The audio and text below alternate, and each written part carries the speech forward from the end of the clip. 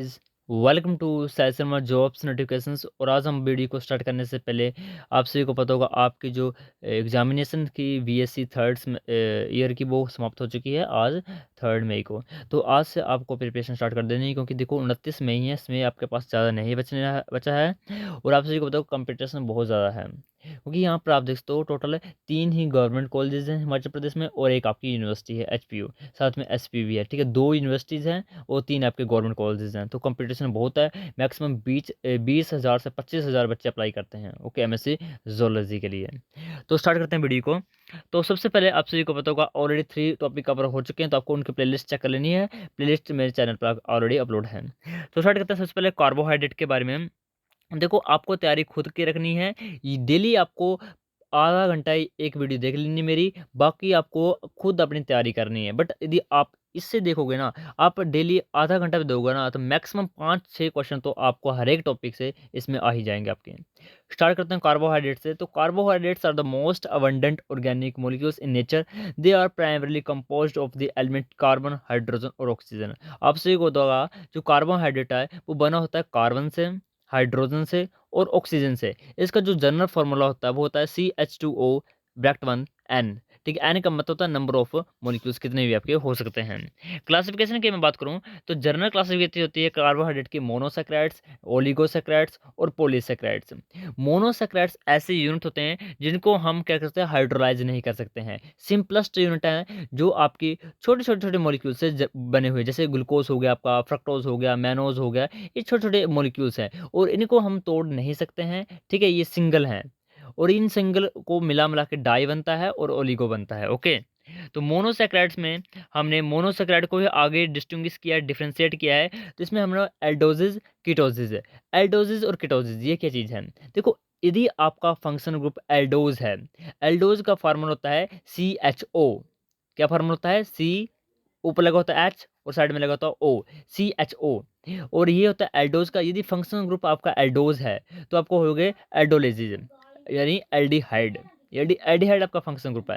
और यदि आपका फंक्शन ग्रुप कीटोन है तो कीटोसिस होगा। कीटोन यानी C-C-O डैश डैश क्या है? R है, नंबर ऑफ कार्बन एटम्स। और ऊपर क्या है? O है। यहाँ पर फार्मूला आपको दिख रहा है। तो एल्डोजिस में आपसे क्वेश्चन पूछा जा सकता है कि कौन सा ऐसा एल्डोज है जो कितने कार्बन कंपाउंड है, जो 2 कार्बन कंपाउंड है, 3 कार्बन कंपाउंड है, 4 कार्बन कंपाउंड है, ये 5 कार्बन कंपाउंड है। तो जो पहला है ग्लिसरल्डिहाइड, ये 3 कार्बन कंपाउंड है। तो स्टार्ट ये कहाँ से करता हम? 3 कार्बन कंपाउंड से। 2 कार्बन कंपाउंड से किसी भी हम किसी भी कार्बोहाइड्रेट को नहीं दर्शाते हैं, क्योंकि 3 हमारे पास नेसेसरी कार्बन होने चाहिए। ओके, तो पहला आपका जो प्रिकर्सर है, जितने भी आपके एल्डोजेज हैं उनका है ग्लिसरल्डिहाइड। ग्लिसरल्डिहाइड बहुत इंपॉर्टेंट है, आप सभी इसके बारे में जानते होंगे।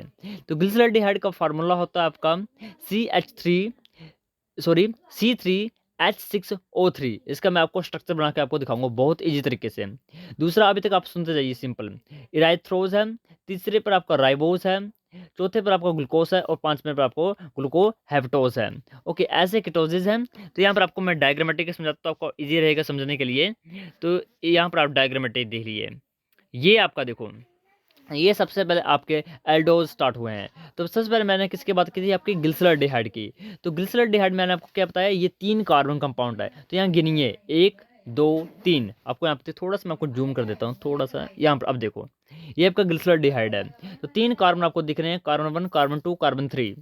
अब देखो, हमें आप सभी को पता होगा हमें स्ट्रक्चर बनाना आता है, क्योंकि सबसे पहले आपको 3 कार्बन लिख लेने हैं। जैसे फॉर एग्जाम्पल मैं आप लिखता हूँ, सबसे पहले आपको कार्बन 1, कार्बन 2, कार्बन 3, ऐसे आपको 3 कार्बन बना लेने हैं। उसके बाद मैंने क्या कहा है, ये एल्डिहाइड है। क्या है? एल्डिहाइड, यानी एल्डोज है। तो एल्डोज का क्या फार्मूला है? CHO। तो आपको यहाँ पर क्या कर देना है? CHO। ओके, तो यहाँ पर आप CHO लगा सकते हो। ओके, उसके बाद कार्बन की जो बैलेंसी है, यानी 4 कार्बन आपको 4 एटम जोड़ने पड़ेंगे। तो एक ऊपर जुड़ा हुआ है, एक यहाँ पर आ जाएगा H। ओके, साथ में इस तरफ क्या आ जाएगा? OH। आप सभी को आता है। ओके, नीचे क्या आ जाएगा? CH2OH क्यों आया? क्योंकि इसने बैलेंसी अपनी फुल करनी है।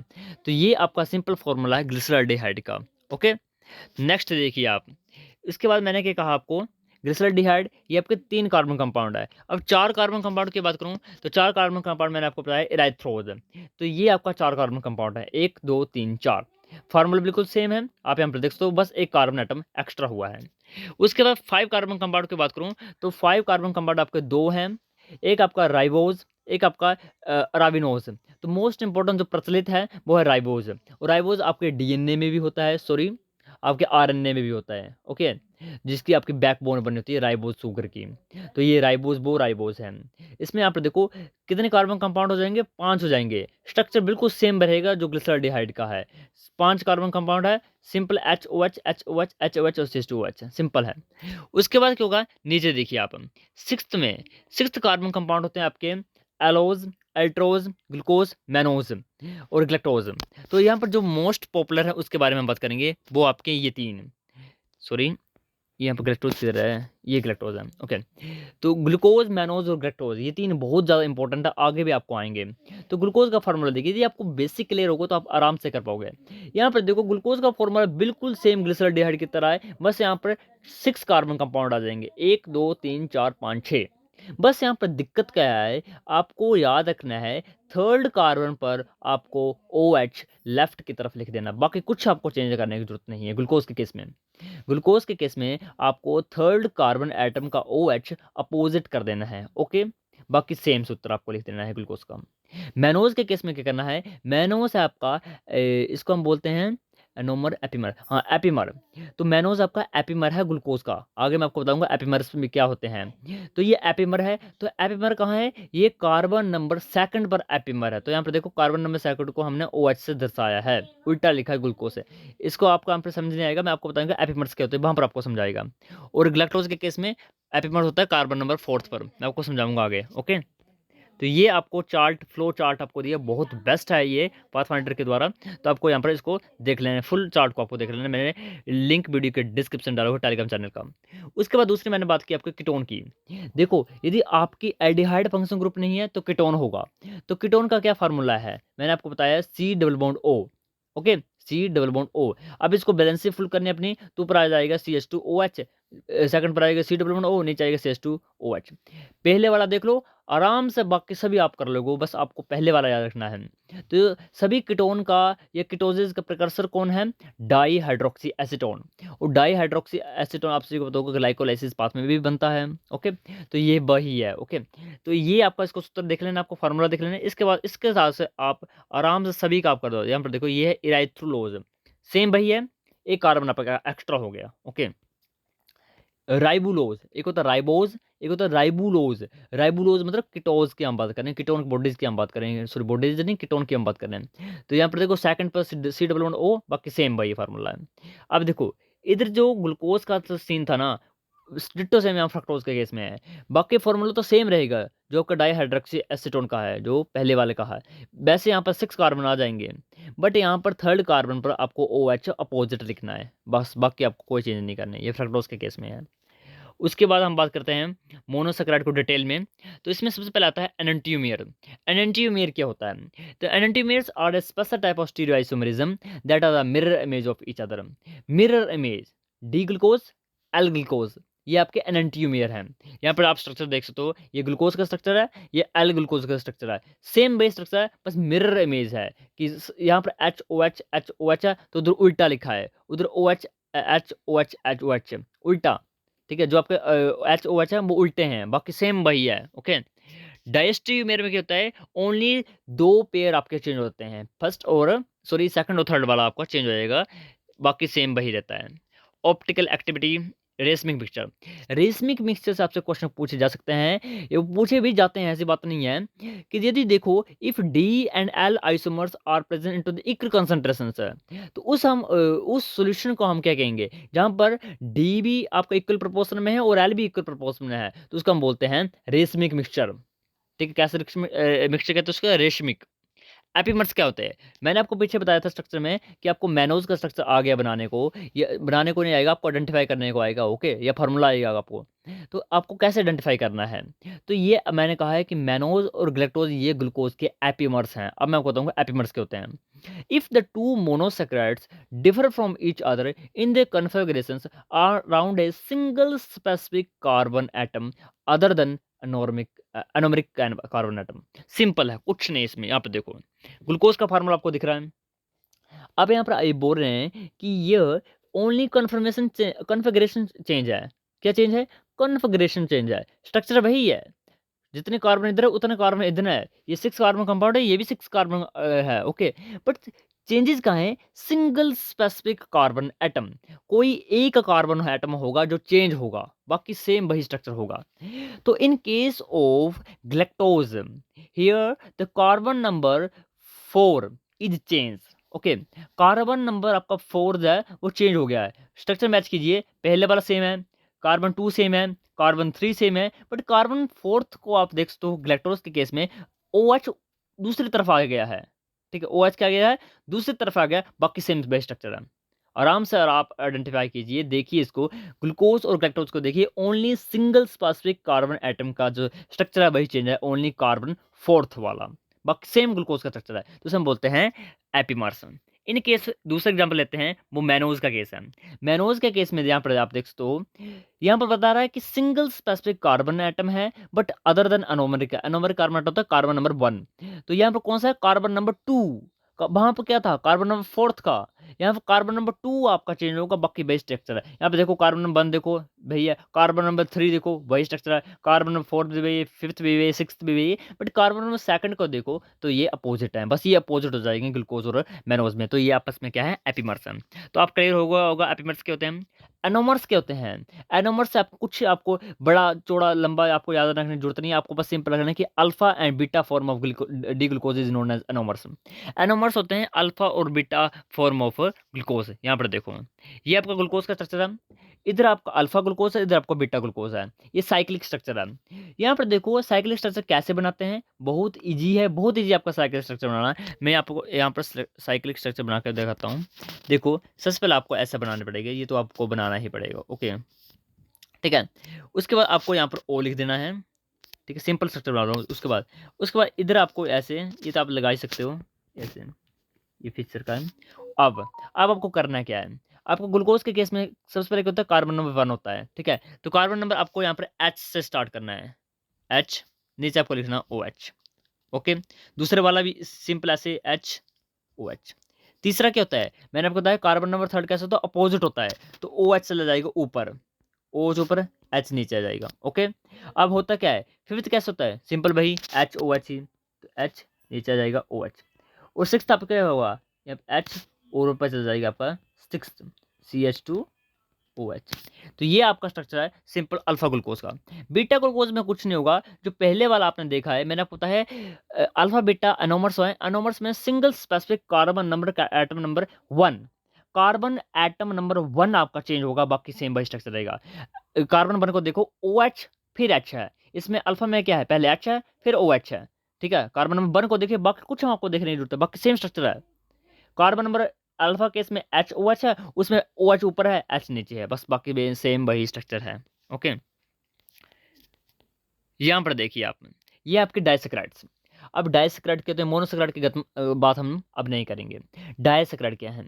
Disaccharides are those carbohydrates which are made up of different types of या more than 2 carbon atoms, okay. So दो से ज़्यादा मोनोसैकेराइड से बने होंगे, उसको हम बोलते हैं डाइसैकेराइड्स। तो डाइसैकेराइड्स में बहुत अच्छे अच्छे एग्जाम्पल हैं, 3 बहुत अच्छे एग्जाम्पल हैं। एक आपका है जो आता है माल्टोज। माल्टोज के आपको कॉन्फ़िगरेशन याद रखनी है। माल्टोज के मैं ट्रिक दूंगा आपको, सिंपल आपको करना क्या है, 2 alpha D glucose joins with each other to form maltose, okay. बहुत इजी है, कैसे बताया मैंने? Alpha D glucose to form maltose. यहाँ पर माल्टोज का स्ट्रक्चर देख सकते हो, बहुत इजी है, कुछ नहीं किया है इसने। जो कार्बन नंबर आपका ये होता है 1st और 4th, आपको लिंक आपसे पूछेंगे क्या डाइसैकेराइड में, आपको पूछेंगे, आपको 3 बातें याद रखनी है। पहली बात है ये बना किससे होता है, तो माल्टोज किससे बनता है? Alpha D glucose, okay. Alpha आपका रखना है, आपको ट्रिक दूंगा, अल्फा, तो अल्फा डी ग्लूकोज, तो क्या बन गया हमारा? माल्टोज बन गया, ओके। अल्फा डी ग्लूकोज और अल्फा डी ग्लूकोज से। पहली बात खत्म। दूसरी बात आपसे पूछेंगे लिंकेज कौन सी है, कौन से लिंकेज है। लिंकेज होगा आपके ग्लाइकोसिडिक लिंकेज, बट है कौन कौन से कार्बन आपके लिंक हो रहे हैं। तो carbon number 1, carbon number 4 are linked with each other to form maltose. बहुत ईजी है।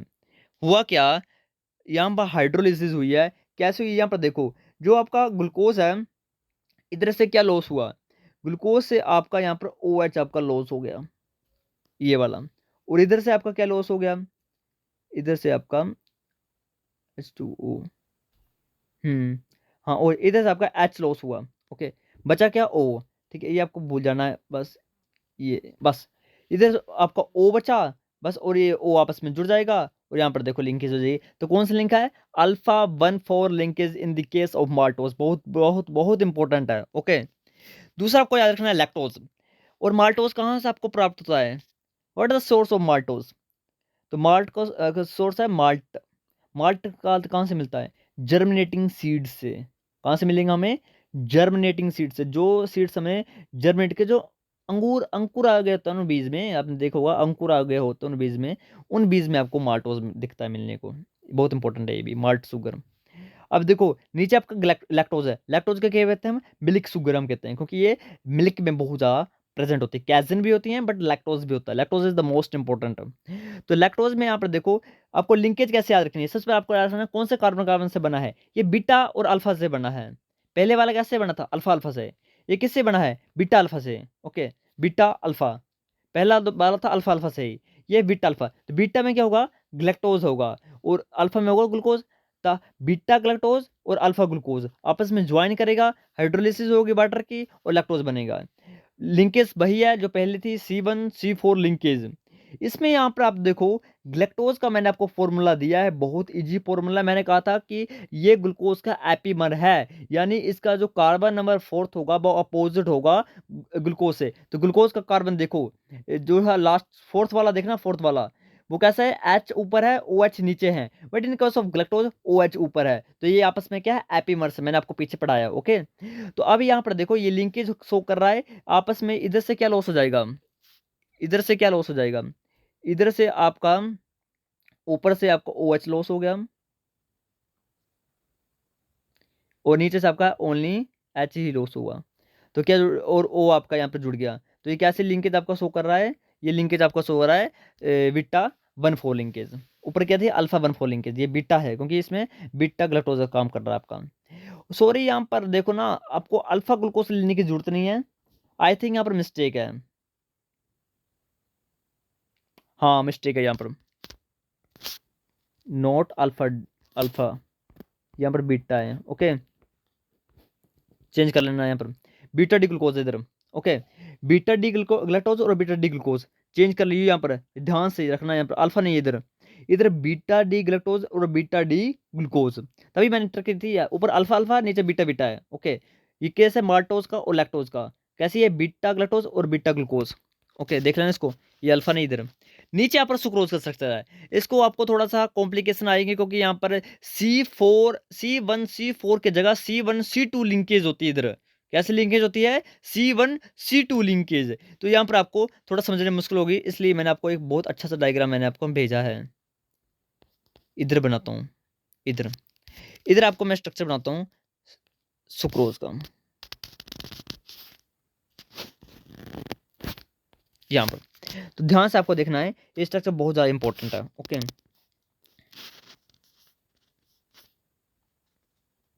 ड्राइंग को आपको नोट नहीं करना है क्योंकि मुश्किल हो रहा है यहाँ पर लिखना। यहाँ पर देखो, अब यहाँ पर देखना, बहुत ज़्यादा इंपॉर्टेंट है ये। अब देखो, what is the linkage present in the case of sucrose. Sucrose के केस में आपके लिंकेज होते हैं बोलते हैं अल्फा डी ग्लूकोज और बीटा डी फ्रक्टोज। कौन कौन से होते हैं, अल्फा डी ग्लूकोज और बीटा डी फ्रक्टोज। अब देखो मैं यहाँ पर स्ट्रक्चर बना रहा हूँ अल्फा डी ग्लूकोज का, तो ऊपर क्या आ जाएगा, H आ जाएगा, नीचे क्या आ जाएगा, OH, पे मैं बना नहीं रहा हूँ। यहाँ पर क्या आ जाएगा, H, यहाँ पर क्या आ जाएगा, OH, इधर क्या आ जाएगा, OH, नीचे क्या आ जाएगा, H, इधर क्या जाएगा, H, इधर क्या आएगा, OH, इधर क्या आ जाएगा, H, इधर क्या आएगा, CH2OH। ओके, ये स्ट्रक्चर पर ग्लूकोज का। अगर यहाँ पर नीचे मैं स्ट्रक्चर बनाऊँ, तो नीचे मैं स्ट्रक्चर बनाऊंगा आपका किसका, फ्रक्टोज का। अब यहाँ पर फ्रक्टोज का स्ट्रक्चर बनाते हैं। फ्रक्टोज का 5 मेंबर स्ट्रक्चर बनेगा। ओके, कैसा स्ट्रक्चर बनेगा? 5 मेंबर स्ट्रक्चर बनेगा ऐसा। ओके, ऐसा स्ट्रक्चर बनेगा। अब यहाँ पर लिंकेज शो करनी है आपको। अभी अभी कैसे बोला है? बीटा बोला मैंने, बीटा। बीटा आपको रखना OH ऊपर होगा। बीटा के केस में हमेशा OH ऊपर होगा। तो यहाँ पर CH2OH, H H H OH और CH2 चलना है आपका H। तो इधर ऊपर क्या बनाया था मैंने? ग्लूकोज बनाया था। तो ये आपस में ज्वाइन कर जाएगा ऐसे। ओके, ऊपर नीचे ऐसे आपको लिखना है। मैं डायग्राम को भेज दूंगा आपके टेलीग्राम चैनल पर, ज्वाइन कर लेना वहाँ पर। ओके, बहुत ईजी स्ट्रक्चर है। इधर आपको कंफ्यूज होगी क्योंकि इधर आपको लगेगा कि C4 ने कर दिया, पर इधर C2 ने लिंकेज है। ओके, तो कैसे क्वेश्चन आएंगे कि सुक्रोज कैसे बना होता है? सुक्रोज में कौन कौन से होते हैं? सुक्रोज में होता है आपका अल्फा अल्फा डी ग्लूकोज और बीटा डी फ्रक्टोज। कहाँ प्रेजेंट होता है सुक्रोज? तो सुक्रोज आपका बहुत इंपॉर्टेंट है। सुक्रोज आपका केन सुगर में प्रेजेंट होता है। सॉरी, शुगर केन में प्रेजेंट होता है। ओके, कंफ्यूज मत होना इधर, शुगर केन में प्रेजेंट होना, शुगर सुक्रोज। ओके, ये और बहुत ज़्यादा मीठी है, तो ये बहुत ज़्यादा शुगर प्रेजेंट होता है, but in case of fructose, fructose से कम ही होता है। ओके, ये तो हो गया आपका माल्टोज भी हो गया, आपका लैक्टोज भी हो गया, सेलुलोज। तो सेलुलोज बहुत इजी स्ट्रक्चर है। सेलुलोज आपको मैंने कहा है होमोपोलीसेक्राइड है।